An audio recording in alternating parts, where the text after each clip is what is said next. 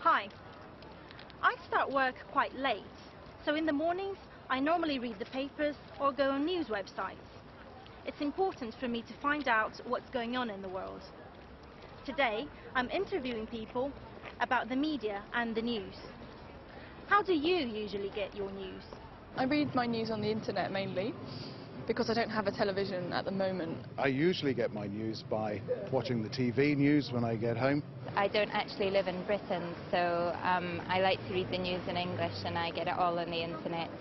Well, I often listen to the radio. I find that actually much better than the television. I watch the news every morning and I read the Guardian newspaper. Maybe 2 or 3 times a week I buy the paper. I usually get my news from the internet or from newspapers.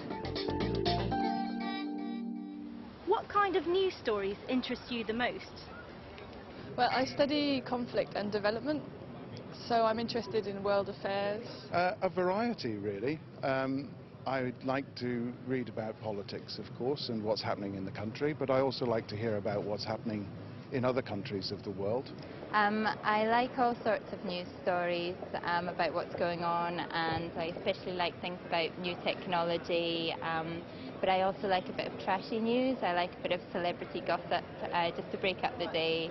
Well, I certainly don't like celebrity news, but I do like sports. I work as a doctor, and therefore it's very important to know what the health stories are. I don't enjoy the sort of more popular culture news stories. I think there's a different place for that. I don't think they should be included in the main news.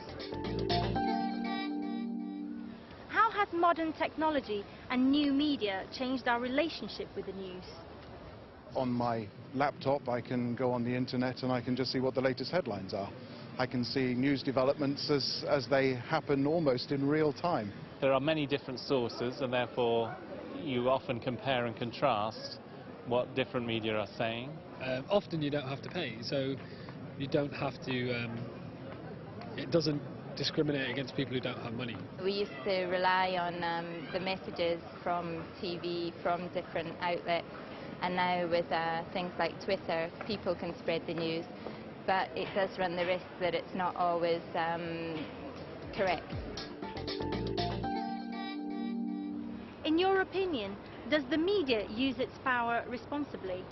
I think in general, yes, but I think there are occasions when I think it's irresponsible. I think, for example, when they hound celebrities, for example, I don't think that's very responsible news. I don't even think it's very good news. I think the media has a lot of power and it doesn't always appreciate the extent to which it can affect things.